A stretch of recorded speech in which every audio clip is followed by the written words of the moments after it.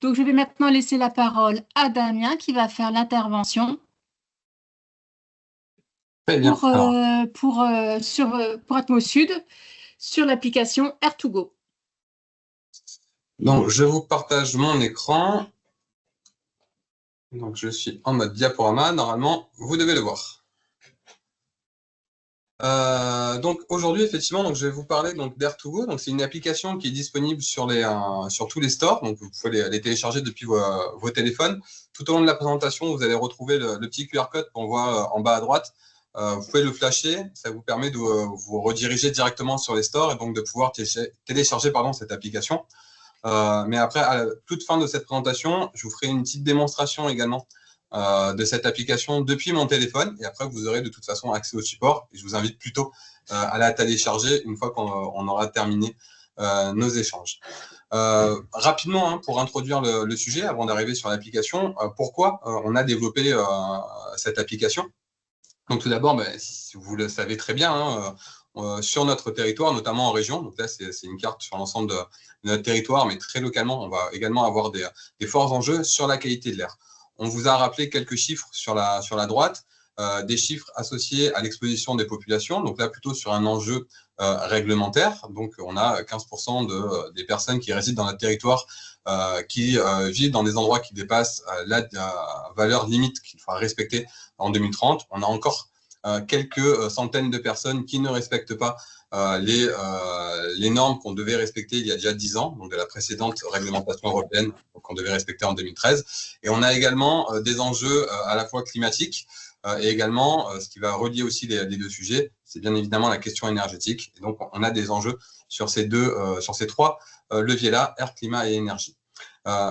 C'est vrai que quand on regarde la première case que je vous ai présentée, bon, on voit des choses assez larges hein, à l'échelle de la région, mais lorsqu'on va zoomer dans nos territoires, on va voir que ces enjeux, ils se déclinent très localement et finalement distribuer une information de qualité de l'air dans les territoires, si on est à l'échelle des enjeux vraiment locaux. Et on voit que là, on a un exemple sur Marseille, que très localement, on a une variabilité importante, notamment dans les villes, de la qualité de l'air. Donc, c'est important de pouvoir avoir une information qui soit précise là où on se situe. Et également, on sait que en termes de qualité de l'air, on a également une forte variabilité dans le temps. Et la qualité de l'air ne va pas être la même à 8 heures du matin, à midi ou au cours de la nuit. Donc, c'est important de pouvoir restituer cette information et vraiment de pouvoir la délivrer aux citoyens pour qu'on puisse adapter nos comportements et se protéger justement face à cette pollution de l'air. Donc, on a travaillé justement pour pouvoir rendre compte de ces éléments. On vous a mis quelques chiffres clés sur la droite de cette carte. Donc ça, c'est l'ensemble de notre dispositif de surveillance qui couvre le territoire de la région et qui nous permet de restituer ces informations très précises. Donc, on se base sur des sites de mesure, de référence. On a également des mini-stations, des microcapteurs. On travaille également avec les associations et les collectivités locales pour pouvoir justement déployer ces nouveaux outils de surveillance que sont les microcapteurs. Et tout ça, couplé à des outils numériques et notamment des outils de modélisation, nous permettent de redistribuer une information cartographique à très fine échelle. Et là, donc les informations qu'on vous distribue et qu'on voit sur cette carte-là et qui sont mises à l'intérieur de l'application Air2Go sont des informations qui sont à une résolution de 25 mètres sur l'ensemble de la région. Donc, ça veut dire qu'on est vraiment à l'échelle de la rue sur l'ensemble du territoire et on est également sur une échelle horaire. Donc, ça veut dire qu'on peut fournir des éléments d'information donc vraiment de manière très fine à l'échelle quasiment, alors on n'est pas à l'échelle de l'individu, mais en tout cas à l'échelle vraiment de la rue pour chacune des adresses et donc pour chacun des individus. Dans les informations qu'on redistribue dans cette application, on s'est attaché à pouvoir rendre compte des principaux polluants réglementés. Et donc, on cartographie 4 polluants que sont donc l'ozone, les oxydes d'azote et les particules fines, donc PM10 et PM2.5. Et on les restitue au travers d'un indice que l'on a travaillé donc il y a maintenant quelques années, hein, c'était il y a quelques années qu'on avait travaillé cet indice sur justement notre territoire qui était un territoire pilote pour mettre en œuvre cet indice, qui est l'indice ICARE, qui permet de rendre compte de manière cumulée de l'ensemble de la pollution sur notre territoire. Donc, si on rentre dans le détail de cette application, donc là, c'était pour vous donner un petit peu, on va dire, le cœur du réacteur, hein, le moteur de cette application, qu'est-ce qu'on allait retrouver derrière. Si maintenant on rentre dans l'application, donc cette application elle nous permet de connaître effectivement la qualité de l'air en temps réel. Et c'est une des premières applications mobiles qui, justement, permet de manière très simple de pouvoir vous informer là où vous êtes sur la qualité de l'air. C'est une information qu'on a travaillé, c'est une application pardon, qu'on a travaillé avec nos partenaires de la région voisine, d'Auvergne-Rhône-Alpes, qui ont initié justement ce projet-là et ce projet de développement de l'application pour justement pouvoir le partager ensuite sur l'ensemble des territoires.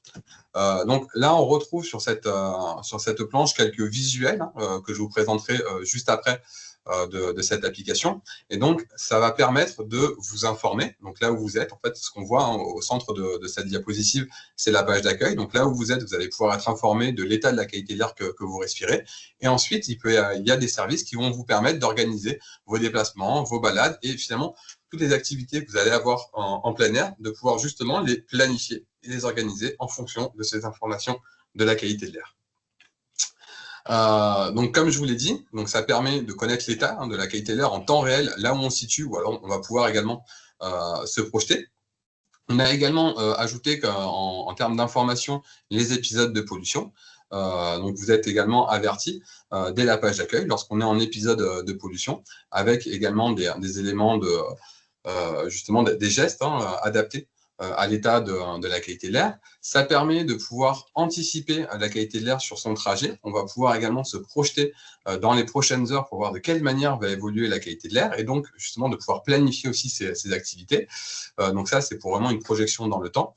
Et ça va également permettre d'adapter son parcours pour limiter son exposition à la pollution. Ça, c'est quand on a effectivement l'information de manière cartographique, c'est ce qu'on voyait au début de ma présentation, et on va pouvoir justement adapter son parcours pour pouvoir limiter son exposition et privilégier les environnements qui sont moins soumis justement à la pollution de l'air.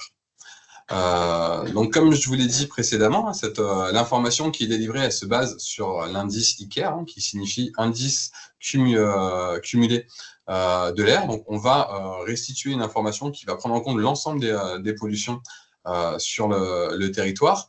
Alors, cet indice, il a effectivement, dans cette version actuelle qui est délivrée, il a été travaillé notamment, principalement, quand même, on va dire, pour des milieux urbains. C'est les polluants donc urbains et périurbains, ozone, oxyde d'azote et particules fines. On est actuellement en train de travailler pour pouvoir ajouter d'autres polluants et faire évoluer cet indice, et notamment pouvoir prendre en compte des polluants dans des environnements spécifiques, et notamment des environnements en proximité de sources telles que les sources industrielles. Donc ça, c'est un territoire qui est en cours, lié à un autre projet dont vous avez sûrement déjà entendu parler, qui est le projet Scénari version 2. Et c'est un travail qu'on espère pouvoir aboutir après l'été pour pouvoir justement délivrer une information enrichie de toute la connaissance que l'on aura travaillée dans le cadre de ce projet Scénari. Actuellement, donc, on rend compte de ces 4 polluants, donc je le répète, ozone, oxyde d'azote et particules fines, PM10 et PM2,5. Donc, dans les informations, donc ça finalement, je vais passer très vite sur cette planche, c'est une redite de ce que je viens de vous dire, pour vous dire que c'est l'indice ICAIR qui est utilisé dans cette application. Et les informations qui sont délivrées, donc elles sont à l'échelle de la rue, sur l'ensemble de la région. Donc, dans la version qu'on vous propose ici, c'est disponible effectivement sur toute la région. Toute la région est couverte avec cette résolution. On verra par la suite que d'autres partenaires l'ont également mise en œuvre, et donc on va pouvoir retrouver cette même information également dans les régions Auvergne-Rhône-Alpes, dans les régions de Bourgogne-Franche-Comté, dans les régions de Hauts-de-France, en région Grand Est. On va pouvoir également retrouver cette même application avec ce même niveau d'information. Et les informations, elles sont délivrées pour le jour même, et elles vont également jusqu'au lendemain pour que vous ayez aussi une anticipation de la pollution de l'air et pouvoir adapter vos comportements. Donc, quand est-ce qu'on va finalement utiliser cette application? On va l'utiliser lorsqu'on va effectivement avoir une activité en extérieur, quand on va se déplacer. Et on va pouvoir consulter les niveaux de qualité de l'air pour son trajet, lorsqu'on va être à pied ou à vélo, pour pouvoir choisir son itinéraire et choisir son trajet. Alors, soit lorsqu'on va se rendre à son travail le matin, soit quand on va emmener ses enfants à l'école, donc pour justement éviter de prendre les endroits et les rues où on va retrouver des pollutions qui peuvent être importantes, et donc pour limiter son exposition. Mais ça peut être également utilisé pour, lorsqu'on souhaite planifier son activité du week-end, pour choisir un lieu de sortie. On souhaite profiter d'un air de qualité. On va pouvoir consulter ces cartographies pour voir justement où est-ce qu'on peut retrouver un environnement qui est préservé des pollutions. Et on va pouvoir également, lorsqu'on va pratiquer une activité sportive, notamment par exemple en journée, le week-end ou après son travail, on va pouvoir à la fois regarder quel peut être le parcours qu'on va pouvoir faire pour pratiquer son footing ou son activité sportive, et également voir à quelle heure il est préférable de la voir pour justement privilégier des moments où la pollution est moindre. Et effectivement, pour cet aspect quand même sportif, c'est important parce que lorsqu'on va pratiquer justement une activité physique, c'est là où on va augmenter son volume de respiration, et donc c'est là où on peut également se surexposer à des niveaux de pollution qui peuvent être importants. Un des points sur lesquels on a été attaché et sur lesquels on a travaillé dans le cadre de cette application, c'est le couplage de notre application Air2Go avec le service GeoVélo, qui est une application dédiée au parcours de vélo. Ça nous semblait une évidence d'aller travailler quand même sur des trajets, notamment en milieu urbain, et de privilégier notamment les mobilités douces et les mobilités qui n'étaient pas polluantes, donc les mobilités actives, donc de pouvoir avoir des trajets qui se réalisent soit à pied, soit à vélo, et vraiment pour pouvoir proposer une alternative également au trajet en voiture. Donc, quand on est dans l'application, on va pouvoir avoir des informations sur son trajet, on va pouvoir choisir son trajet, choisir son heure de déplacement, et ensuite, si on souhaite effectuer son déplacement à vélo, on a un petit bouton qui nous permet, quand on va cliquer dessus, d'ouvrir l'application GeoVélo, et donc de basculer dans l'univers justement GeoVélo pour pouvoir se déplacer et avoir son itinéraire à vélo. Un dernier point également que je ne vous ai pas encore dit sur cette application, ça c'est une évolution que l'on a faite le mois dernier. On a également ajouté des informations sur les pollens pour pouvoir justement informer également du niveau de pollen qui sont en cours sur notre territoire, et donc de pouvoir s'adresser également aux personnes qui sont sensibles, aux personnes qui sont allergiques à ces pollens, de pouvoir disposer de l'information aussi très rapidement, directement, dès qu'on va ouvrir l'application, de pouvoir avoir cette information sur le risque pollinique que l'on travaille. Et là, c'est aussi un travail que l'on a mené de manière conjointe avec l'ensemble de nos homologues sur le territoire. Et enfin, on va également avoir quelques messages dans cette application pour adapter notre comportement en regardant les recommandations qui sont faites et qui sont associées au niveau de pollution que l'on a sur le territoire. Pour finir pour cette présentation, là on voulait remercier également nos partenaires qui ont contribué à la fois dans le développement technique de cette application, mais également qui ont contribué financièrement pour développer cet outil-là.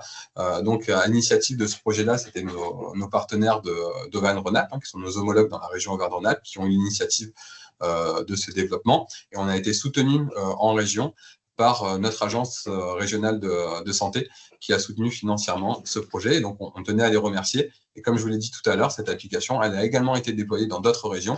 Et aujourd'hui, on peut se déplacer de Dunkerque jusqu'à Marseille en utilisant cette application. Et donc, on va retrouver ces informations sur une très grande partie du territoire. Voilà, donc là, le QR code pour justement accéder à l'application. Et je vais basculer sur mon téléphone pour pouvoir vous partager justement vraiment le visuel de l'application et vous montrer vraiment comment on peut l'utiliser et de quelle manière vous allez pouvoir retrouver les différentes informations que je vous ai données. Là, donc, quand on arrive sur l'application, effectivement, on va arriver sur cette page d'accueil. On va avoir une petite loupe en haut à droite qui va nous permettre de choisir notre commune. Lorsqu'on va cliquer dessus, on va pouvoir justement ajouter une nouvelle commune on va, donc moi effectivement j'habite à Toulon, donc c'est pour ça qu'on avait par défaut Toulon. Si on regarde par exemple Martigues, donc on va retrouver des informations, donc directement, là on est localisé à Martigues, on peut être aussi directement géolocalisé, hein, si vous activez votre GPS sur votre téléphone, vous êtes directement géolocalisé, vous n'êtes pas obligé de passer par la recherche. Et donc là, ce que vous allez voir sur cette page directement, c'est en haut de la page, vous allez savoir si on a une vigilance, donc si on a un épisode de pollution qui est en cours ou pas sur notre territoire. Donc là, on voit qu'aujourd'hui, on n'a pas d'épisodes de pollution qui sont en cours. Néanmoins, sur la partie centrale de cet affichage, vous voyez qu'aujourd'hui, on a une qualité de l'air qui est dégradée avec le polluant majoritaire qui est l'ozone. Donc, lorsqu'on est à Martigues, vous avez donc cette information et vous êtes aussi sur un niveau de risque pollinique qui est modéré. Donc, on a à la fois une qualité de l'air finalement qui est dégradée et un indice pollen qui est modéré. Et vous allez pouvoir retrouver dessous une information descriptive qui est fournie par notre prévisionniste et qui traduit finalement cette prévision et qui traduit en message cette prévision que l'on réalise à l'échelle de la région. Au-dessus du petit smiley, vous allez retrouver donc les différentes échéances de prévision. Donc là, on est à l'échelle de la journée. Donc là, on est par défaut aujourd'hui. On peut regarder quelle va être l'évolution pour demain. Donc demain, mercredi 30 avril. Donc on clique dessus. Vous allez pouvoir voir que là encore, la qualité de l'air reste dégradée et avoir quelques éléments également d'explication qui vont vous être donnés sur la partie basse. Et on peut aller jusqu'à après-demain pour ces éléments, donc jusqu'au jeudi 1er mai. Donc vous voyez que jeudi, on restera encore sur un air qui sera dégradé avec des conditions météorologiques qui resteront stables, voilà, avec un ciel ensoleillé, donc un niveau d'ozone qui restera intermédiaire et donc qui conduit à une qualité de l'air qui est dégradée. Sur le bas de l'écran, lorsque vous descendez, vous allez avoir quelques recommandations associées justement au niveau de pollution qui est prévu, donc des recommandations pour les personnes sensibles. Vous pouvez vous déplacer et avoir d'autres informations pour vos déplacements, des recommandations à la fois pour se prémunir de l'état de la qualité de l'air, mais également des bons gestes à privilégier pour justement limiter son impact également au travers de son activité. Et enfin, sur le bas de cet écran, vous voyez qu'il y a un petit bouton carte horaire ICRH. Et donc, lorsque vous cliquez dessus, vous allez retrouver une information cartographique de l'état de la qualité de l'air. Donc là, par défaut, comme on a dit qu'on était à Martigues, on est localisé. Donc, alors ça, c'est sûrement le centre de la commune de Martigues. Mais on peut se déplacer, par exemple, et donc aller à un endroit, voilà, dans le centre-ville de Martigues. On va pouvoir zoomer pour avoir une information locale. Et vous voyez qu'au fur et à mesure qu'on se déplace, sur le bas de l'écran, l'adresse apparaît et l'indice évolue en fonction de la position du petit point.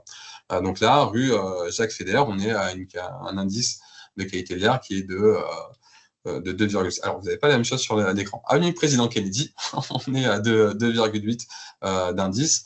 Si on se déplace, on voit justement que l'information va évoluer. Et donc là, sur l'allée des promeneurs, on est à 2,9. Il est 13h. Donc, si on reste sur cette adresse, on va pouvoir afficher du coup au niveau de l'heure les différentes échéances. Et lorsque vous justement vous déplacez dans le temps, vous pouvez voir à cette adresse de quelle manière va évoluer la qualité de l'air dans le temps. Et on voit que à 20h, par exemple, la qualité de l'air sera quelque peu meilleure. On aura gagné quelques points d'indice de la qualité de l'air. On sera un indice qui sera de 2,5. Voilà, donc là, c'est à partir de l'onglet prévision. Si je reviens en arrière avec la petite flèche que j'ai en haut à gauche, je reviens sur ma page d'accueil. Et là, sur le bas, j'ai 4 petits boutons qui vont me permettre de naviguer dans les différents onglets et dans les différents menus de l'application. Et notamment, j'ai un deuxième onglet qui s'appelle Trajet, qui va me permettre de pouvoir organiser mes trajets. Donc là, vraiment, le premier onglet, c'est vraiment là où je suis, quelles sont les informations de la qualité de l'air, qu'est-ce que je suis en train de respirer, et quelles sont les recommandations associées à cet air. Si je clique sur l'onglet Trajet, là, je vais pouvoir regarder quelle va être la qualité de l'air au cours d'un trajet. Donc, je vais partir d'un point A jusqu'à un point B et je vais regarder de quelle manière je vais être exposé aux différents niveaux de pollution sur ce trajet-là. Donc, soit ce sont des trajets que je vais répéter, soit c'est des grands que je peux enregistrer, soit ce sont un trajet que je vais effectuer une seule fois. Lorsqu'on clique sur la petite loupe, on va pouvoir organiser ces trajets. Donc là, moi, j'ai des trajets qui sont préenregistrés. C'est des trajets que je réalise régulièrement entre le métro et mon travail, un trajet entre mon domicile et ma gare. et je vais pouvoir regarder quelle va être la qualité de l'air sur ce trajet. Donc, par exemple, mon premier trajet, qui est un trajet de 6,5 km, donc c'est entre mon domicile et la gare de Toulon. Je vais regarder, et donc si j'effectue ce trajet à 13 h, je vois que sur ce trajet, je vais avoir un indice moyen de la pollution de l'air qui va être de 2,7. Si j'ai le choix dans mon déplacement, je peux regarder à quelle heure je peux être moins exposé. Par exemple, je vais regarder à 18 h. Si j'effectue ce même trajet à 18 h, alors là, il faut le temps que l'application se mette à jour. On voit que là, mon indice cumulé sur mon trajet augmente et je suis à un indice de 3,3. Effectivement, à 18 h, je vais avoir plus de trafic sur mon trajet et donc je vais avoir un niveau de pollution qui va être plus important. Donc, si j'ai le choix, privilégier ce trajet-là, si c'est dans le cadre de mon entraînement que je veux faire à vélo, par exemple, j'ai privilégié plutôt de le faire en début d'après-midi plutôt que d'attendre la fin d'après-midi pour pouvoir réaliser ce trajet. Ensuite, une fois que j'ai validé mon trajet, j'ai un petit bouton visualiser mon trajet. Et là, dans ce cas-là, je vais avoir la cartographie qui va s'ouvrir, j'ai mon itinéraire qui a été défini. Et ensuite, sur mon itinéraire, je peux voir justement en superposition par rapport à la carte quels sont les environnements que je vais traverser qui sont les plus pollués. Donc, qui sont avec des couleurs qui vont être plus chaudes, qui vont tendre vers le rouge. Et donc, en regardant et en zoomant, je vais voir qu'effectivement, à un moment, quand je me rapproche du centre-ville de Toulon, je vais avoir des environnements qui vont être plus pollués. Et je vais notamment à un moment passer au-dessus justement de l'autoroute et des têtes de tunnels. Et là, c'est finalement l'endroit où je vais être le plus exposé. Et donc, en regardant ces éléments, je peux adapter mon trajet et privilégier finalement un contournement de ces zones-là pour limiter mon exposition et justement pouvoir me préserver de cet environnement. Donc, je peux à la fois effectivement jouer sur la temporalité, mais je peux également regarder par rapport justement à l'espace, quels vont être les environnements les moins pollués. Voilà, et enfin, comme je vous l'ai dit tout à l'heure, on peut également organiser son trajet, et si c'est une activité que je veux faire, par exemple, au cours du 1er mai, pendant la journée de jeudi, et que je veux faire mon petit tour de vélo, je vois que, par exemple, sur la colline du Faron, là, la qualité de l'air est meilleure. Hein, c'est la partie qu'on voit qui est verte au-dessus de Toulon. Et dans ce cas-là, effectivement, je peux privilégier cet environnement pour aller pratiquer mon activité sportive et donc être dans un environnement dans lequel la qualité de l'air sera meilleure parce que je serai moins proche des sources de pollution et donc dans un environnement qui est plus préservé. Voilà pour la description du second onglet. Et ensuite, il reste deux petits onglets sur la partie basse de l'application. Un onglet qui est un onglet Action, dans lesquels on va retrouver finalement des éléments descriptifs sur la qualité de l'air. Donc là, c'est pour donner des éléments de connaissance par rapport justement aux polluants atmosphériques, et avec un petit bouton en savoir plus qui va renvoyer vers des pages d'Atmosud. Et enfin, un dernier onglet, l'onglet commune, qui est là, lui, pour gérer les différentes communes qu'on a pré-remplies, qu'on a remplies, et finalement, ces lieux favoris qu'on peut retrouver plus rapidement.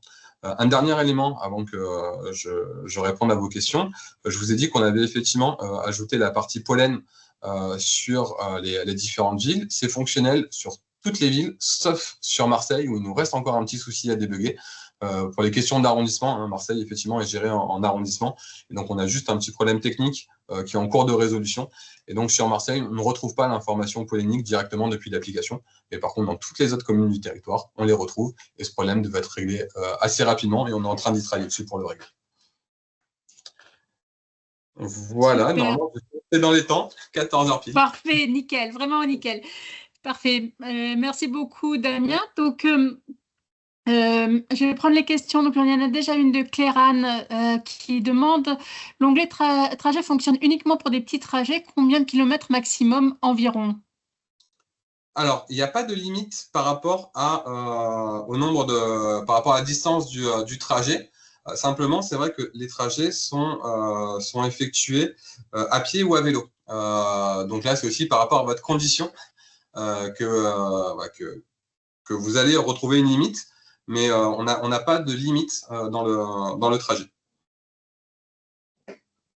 Très bien, merci. Alors, Damien, on voit toujours ton partage de téléphone. Je ne sais pas si c'est fait exprès ou pas. Non, je n'arrive pas à l'arrêter. Je cherchais pour arrêter justement pour pouvoir vous voir, mais je ne sais pas comment je fais. Alors, est-ce qu'il y a d'autres questions? Oui.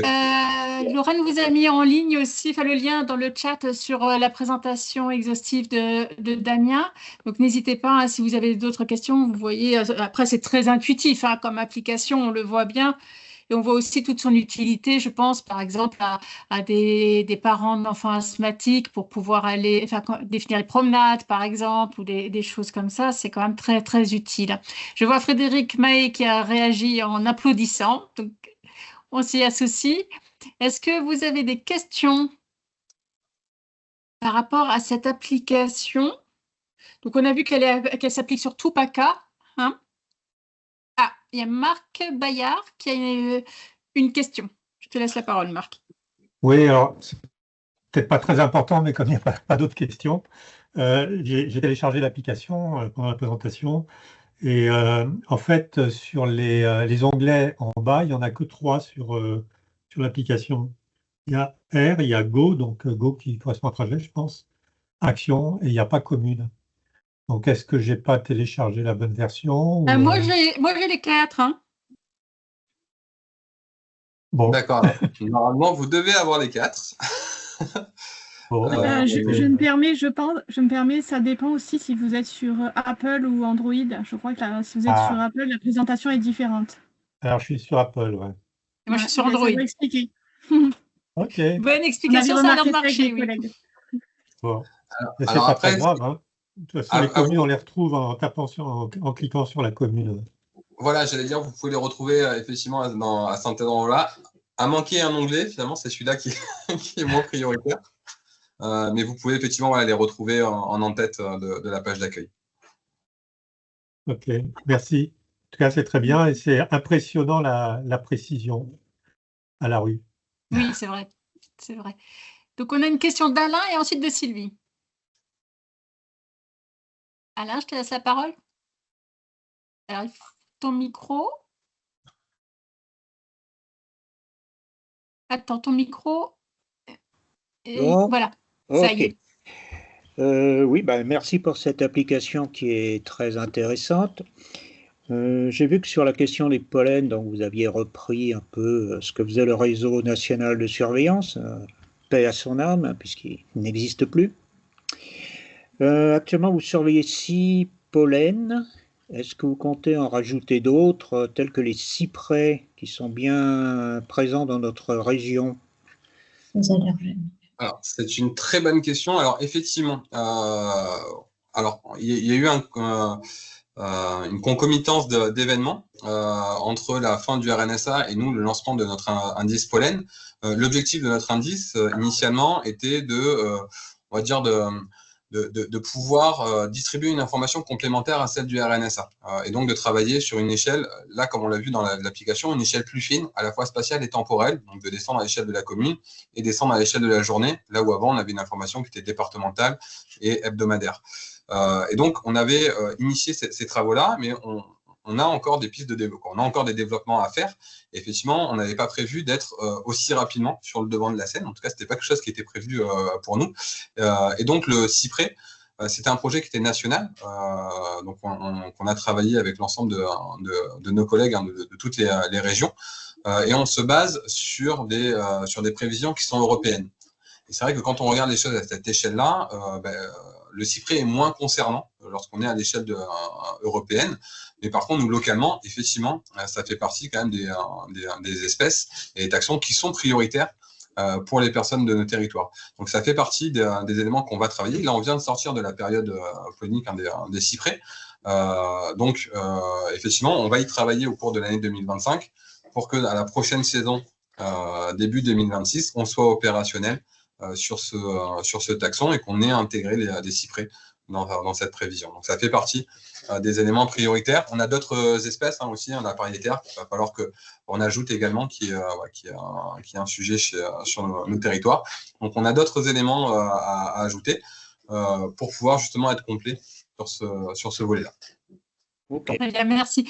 Il y a plusieurs questions donc, dans le chat, mais je vais d'abord donner la parole, comme promis, à Sylvie, et ensuite je passerai au chat. Et Damien, si tu peux raccourcir un petit peu tes réponses, s'il te plaît, pour qu'on ait le temps de tout faire avant 14h30. C'est notre engagement. Sylvie, je t'en prie. Oui, bonjour, merci pour cette présentation très utile. Alors, je ne sais pas si j'ai eu un petit moment d'inattention où je vois qu'il y a là, sur l'endroit où je me trouve, en anglais, pas de vigilance ou éventuellement vigilance. Quels sont les seuils de vigilance? Je ne sais pas si c'est un point qui a été évoqué ou… Voilà. Je suis passé. Non, c'est vrai que j'ai pas décrit cet élément-là. Ils sont déterminés. Ce sont les épisodes de pollution réglementaire qui sont affichés dans cet onglet. Donc les seuils, on a notamment donc sur les particules fines PM10. Donc c'est une prévision du dépassement de la moyenne journalière de 50 microgrammes, qui est donc le premier seuil de mise en vigilance. Alors, on appelle vigilance, en fait, c'est un accord qu'on a eu avec l'ensemble de nos territoires. Pour nous, localement, c'est un épisode de pollution. Nous, on a délégation du préfet pour activer les procédures préfectorales dans le cadre des épisodes de pollution. En Auvergne-Rhône-Alpes, ils appellent ça une mise en vigilance parce qu'ils n'ont pas la délégation du préfet.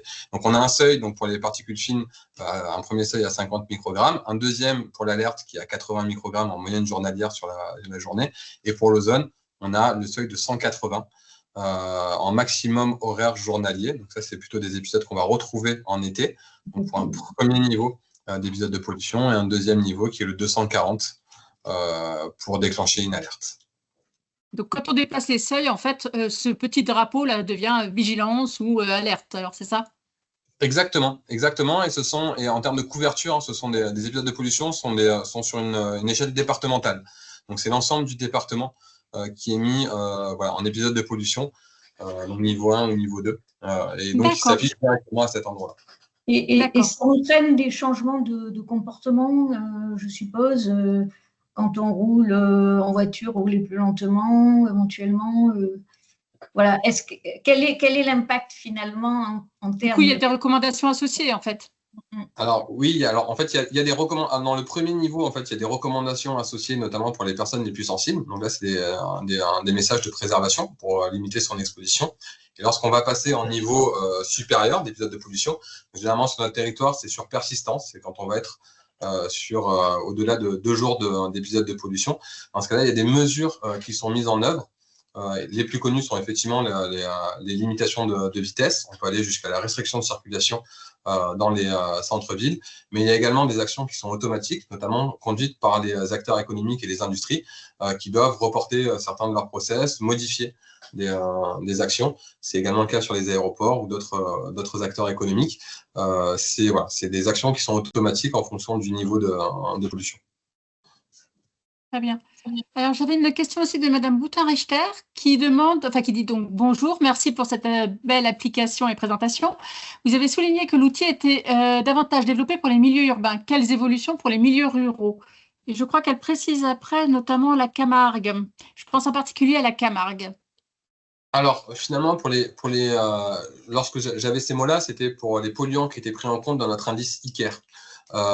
Donc finalement, dans les zones rurales, on va retrouver un peu moins de polluants qu'en zone urbaine, mais en tout cas, on va retrouver notamment des pollutions aux particules fines, lorsqu'on est en période notamment hivernale, où on va retrouver des épisodes d'ozone qui vont se développer, comme c'est un polluant secondaire, loin des sources. Donc pour les milieux ruraux, l'indice ICARE est également très bien adapté à ces environnements. Je faisais un distinguo entre les zones urbaines, là en fait, dans les différentes zones en proximité de sources de pollution. Et c'est vrai que dans les zones urbaines, on ne va pas retrouver les mêmes types de pollution qu'en zone notamment industrielle, où on va avoir des polluants qui vont être plus spécifiques, avec notamment des composés organiques volatiles spécifiques à certains processus industriels. Et c'est vraiment des travaux qu'on a en cours actuellement pour pouvoir compléter notre indice en ajoutant ce type de polluants. Lorsqu'on avait travaillé sur la mise en place de l'indice ICARE, on avait également à un moment réfléchi par rapport donc à des zones rurales sur l'intégration d'éléments par rapport aux pesticides qui pouvaient être aussi ajoutés à cet indice. Ça demande d'avoir notamment une information cartographique. Ça demande également d'avoir des référentiels par rapport à ces composés.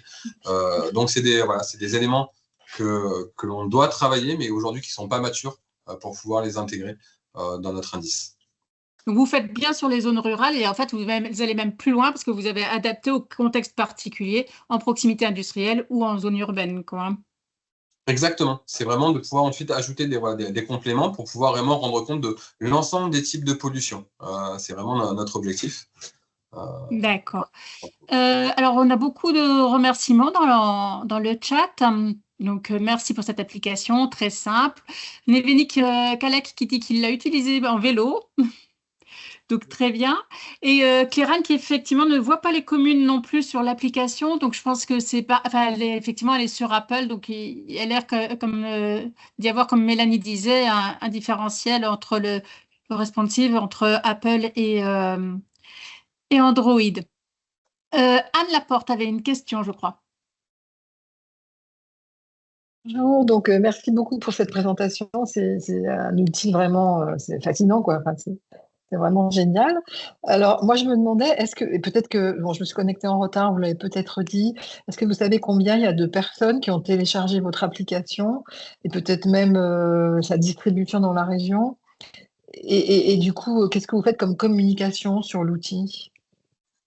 Alors, c'est vrai que je n'ai pas les chiffres. Alors, peut-être, je ne sais pas si Mélanie, toi, tu avais des chiffres par rapport à ces éléments-là.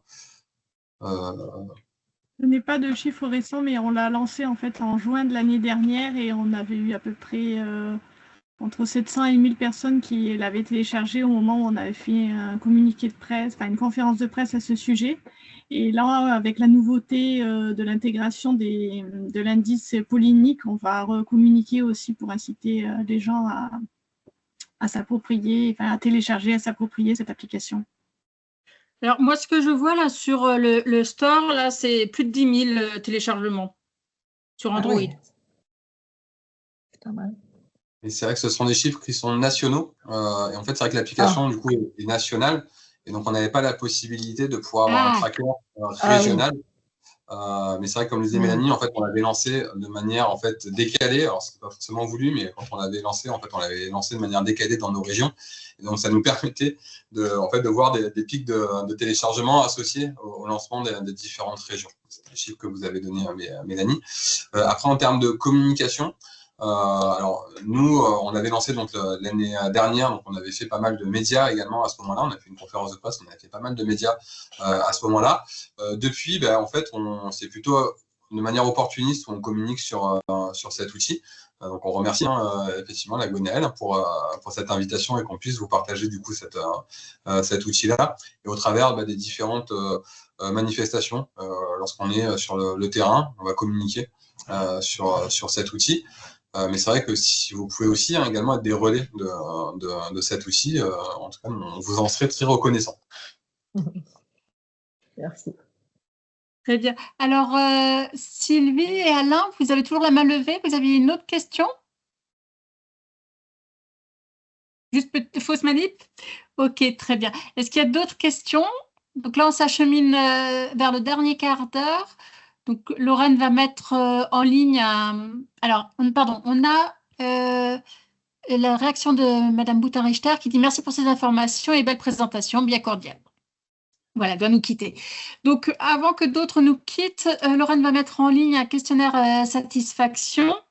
Donc, je vous remercie d'y répondre et ça nous donne aussi l'occasion de répondre aux dernières questions si vous en avez. C'est l'occasion puisque vous êtes là avec les développeurs de l'application. Donc, n'hésitez pas à faire vos remontées, c'est l'occasion. Déjà, télécharger l'application, bien évidemment. Marc, une nouvelle question? Oui, alors j'ai une question donc sur l'indice ICAR lui-même. Je suis allé par curiosité dans les Hautes-Alpes et l'indice le plus faible que j'ai trouvé, c'est 2,4. Donc on n'arrive pas à trouver de l'air complètement pur. Non, alors là, effectivement, dans l'indice ICAR, il se décline aujourd'hui dans deux temporalités, soit à l'échelle annuelle pour restituer une information chronique, soit à l'échelle horaire pour vraiment avoir des phénomènes de pointe, on va dire, hein, plutôt. Sur l'aspect chronique, lorsqu'on prend les recommandations de l'OMS et qu'on regarde du coup les niveaux qu'on a sur nos territoires, on a nulle part sur notre territoire, 100% de notre territoire, qui ne respecte pas les recommandations de l'Organisation mondiale pour la santé. Donc ça, comme vous venez de le dire, hein, ça veut dire que même dans les Alpes, on a un air qui ne respecte pas ces recommandations, donc ça veut dire qu'on est au-dessus des niveaux qui sont acceptables par rapport à notre santé. Et donc, lorsqu'on est aussi là au niveau de fond, lorsqu'on est en journée hein, dans ces niveaux de pollution, de la même manière, on va avoir des niveaux qui peuvent être problématiques pour notre santé, même dans ces territoires. Après, c'est pas parce qu'on ne respecte pas les recommandations de l'OMS et qu'on est au-dessus que tout est pareil. Ça veut dire qu'on a quand même des indices qui sont moins élevés loin des sources qu'en proximité des sources. Et donc, c'est vraiment aussi ça qu'il faut prendre en compte et qu'il faut évaluer. Et donc, c'est ce qu'on voit hein, quand on voit les cartographies qu'on représente. On voit quand même que dans les Alpes, on a des niveaux qui sont moindres que dans les centres urbains, même si effectivement, on peut quand même avoir des zones qui restent problématiques. Et ça veut dire qu'on doit à la fois travailler à préserver la qualité de l'air dans ces zones-là, et également, si on œuvrait à améliorer dans ces territoires. Et une des principales sources de pollution, notamment dans les territoires ruraux et notamment alpins, c'est notamment dans la période hivernale, la combustion du bois, qui est le principal émetteur de particules sur notre région aujourd'hui. Voilà. Ça permet de passer quelques mots. Intéressant. Alors, Christophe Chevalier qui dit « En campagne, l'air est plus pollué qu'autour des villes. Marseille, 2,7, proche des Alpes, voire mieux. »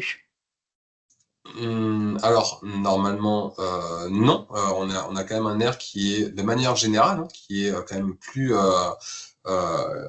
qui est de moins bonne qualité hein, dans les villes que dans les Alpes. C'est d'ailleurs pour ça qu'on avait travaillé sur un nouvel indice pour avoir une meilleure représentation de la qualité de l'air. Jusqu'à présent, on travaillait en fait sur un indice qui prenait en fait les mêmes polluants, mais qui simplement en fait restituait l'information par rapport aux polluants majoritaires uniquement. Et donc, dans certains cas de figure, on pouvait se retrouver avec justement ce type de comportement. Aujourd'hui, non, de manière générale, on a une qualité de l'air qui est donc meilleure, loin des sources, donc meilleure dans les Alpes qu'en proximité, notamment des zones denses et des zones urbaines. Après, de manière très ponctuelle, on peut, oui, comme on est sur une information à 25 mètres de résolution, si vous cliquez sur un point proche d'un axe routier dans les Alpes et que vous cliquez sur un point dans un parc au niveau de Marseille, on peut effectivement avoir ces éléments-là. Mais c'est une réalité également de l'état de la qualité de l'air. Hein. Même si on est dans les Alpes, finalement, quand on est à proximité d'une avenue, d'un boulevard, eh bien, on va avoir une qualité de l'air qui peut être dégradée et qui sera de moins bonne facture que lorsqu'on est au milieu du parc Borély, par exemple, à Marseille. Très bien, merci bien. Est-ce que vous avez d'autres questions? Alors, Châteauneuf-du-Pape, moins bien que Plan de Cuques, disait Christophe. Alors, il faudra effectivement, après voilà, c'est vrai que quand on est à 25 mètres de résolution, finalement, on a plus de mal à généraliser. Et donc, c'est vraiment c'est pour ça que je parlais de cette proximité des sources. C'est vraiment à l'échelle, voilà, même dans Châteauneuf-du-Pape, hein, on va pouvoir aussi avoir une variabilité importante de la qualité de l'air lorsqu'on va parcourir les différents environnements qu'on peut retrouver. Très bien. Christophe, tu souhaites rajouter oralement un complément? C'était juste parce que j'ai quand même tourné autour de Château-du-Pape dans les vignes de je connais bien le coin, j'habite à côté, et je comparais avec Marseille ou l'Aveyra, la zone où je travaille, et je me disais, il vaut mieux que je respire mieux à l'Aveyra que chez moi. Non, mais c'est peut-être des polluants qui sont pris en compte, c'est peut-être de la précision sur les endroits ou de la méthodologie, parce que je pense qu'il n'y a pas des capteurs partout, mais c'est assez surprenant, je suis un peu surpris. Je suis à 3 de partout, si vous prenez une zone entre Châteauneuf-du-Pape et le Rhône, voire l'autre côté du Rhône, et si vous prenez une zone comme l'Aveyra, vous êtes à 2,7, autour de Marseille, vous êtes à 2,7. Alors peut-être que 3 et 2,7, ça ne change pas grand-chose, hein, mais... c'est un peu cet esprit-là. Après, je sais qu'il y a aussi des autoroutes qui passent et qui amènent de la pollution dans cette zone-là aussi. Hein. Non, mais c'est juste comme ça, c'est une réflexion, c'est pas un reproche, c'est pas une remarque. Et c'est juste qu'on peut être des fois surpris par les résultats. Mais ça complète également ce que l'on disait précédemment sur le fait aussi de pouvoir ajouter des polluants, notamment dans des zones spécifiques que peuvent être les zones industrielles. Là, c'est vrai que lorsqu'on regarde la pollution, on regarde, en fait, on ne regarde pas la pollution, on regarde quelques traceurs de pollution. Les traceurs que l'on a de particules d'ozone et d'oxyde d'azote, ce sont des traceurs principalement de combustion et également de polluants issus de la photochimie, donc des polluants qui sont secondaires. Par contre, on ne prend pas en compte les composés organiques volatiles qui sont eux des traceurs de process particuliers de l'industrie. Effectivement, ceux-là, ils ne sont pas pris en compte aujourd'hui dans l'indice, et c'est ce qu'on souhaite travailler sur la dernière partie de l'année 2025, de pouvoir ajouter justement dans notre indice également des éléments par rapport à ces composés organiques volatiles. Alors, une dernière question. Justement, le CO2, je vois, n'est pas officiellement un polluant, mais il y a des zones de concentration, justement dans la zone de fosse. Sylvie, je t'invite à participer au prochain café-réponse qui aura lieu le dernier mardi du mois, comme d'habitude, donc en mai, le dernier mardi du mois de mai, et qui parlera justement de gaz à effet de serre et polluants atmosphériques et qui permettra de dépatouiller tout ça. C'est pour dire, alors juste une dernière question. Comme polluant, mais quand même, voilà, c'était un sujet qui aura donc d'autres prolongements, mais qui s'opposent quand même un petit peu. Tout à fait. Tout à fait. Alors, une dernière question de Didier, c'est quand sera-t-elle utilisable sur la France entière? Alors, ça ne dépend pas de vous, évidemment. Non, ça ne dépend pas de nous. Et alors, on va un peu se jeter des fleurs, mais en fait, nous, on a la chance, finalement, sur notre territoire, d'avoir une information à très haute résolution. Ce n'est pas forcément le cas de toutes les régions qui ne sont pas couvertes de la même manière par les mêmes types de modélisation. Donc aujourd'hui, on a globalement, on va dire, toute la moitié est de la France qui a des prévisions donc à très haute résolution et qui utilise cette application. Par contre, c'est vrai que c'est sur le côté ouest de la région, de la France, pardon, cette application n'est pas encore disponible. Voilà, mais ça fait partie des travaux nationaux qui ont été engagés, et petit à petit, l'objectif, c'est que l'ensemble des régions soient couvertes. Mais aujourd'hui, en tout cas, voilà, toute la façade est est couverte par cette application. Effectivement, je viens de voir que la Bretagne n'était pas dedans. Non. Je vous remercie beaucoup. Merci beaucoup, Damien. Merci pour la clarté et tes réponses très complètes et très claires. Merci bien. Et bravo pour cette application. On voit qu'il y a une très forte résolution. C'est quand même impressionnant d'avoir la résolution à la rue et de pouvoir ainsi définir son trajet, son lieu de jogging, son heure de jogging. Enfin, bravo. Merci bien. Et donc, merci aussi parce qu'en fait, c'est quand même une réponse aux attentes des citoyens. Donc, un grand merci aussi à chacun d'entre vous pour vos questions, pour enrichir toutes ces discussions et pour votre intérêt pour tout ça. N'hésitez pas à remplir le questionnaire satisfaction. Et donc, comme je le disais, je vous donne rendez-vous le dernier mardi du mois de mai. Alors, attendez, je retrouve la date. Je crois que c'est le 27 pour un café-réponse que l'on fera dans le cadre du débat global Fosse Provence, un avenir industriel en débat, et donc du débat de zone. Et ça sera sur justement, de façon un peu provocatrice, on l'a intitulé « Décarboner et dépolluer ». En fait, on expliquera justement les polluants et les gaz à effet de serre et les impacts des uns et des autres et comment on mesure les uns et les autres, etc. Donc, notamment avec Atmos Sud, et il y aura aussi le GREC qui y participera. Le GREC, c'est le groupement régional, l'équivalent du GIEC en régional. En tout cas, merci beaucoup, merci à tous, merci encore Dania et Mélanie, et puis n'oubliez pas de remplir le questionnaire satisfaction, ça nous aide beaucoup. Merci bien, au revoir. Merci beaucoup.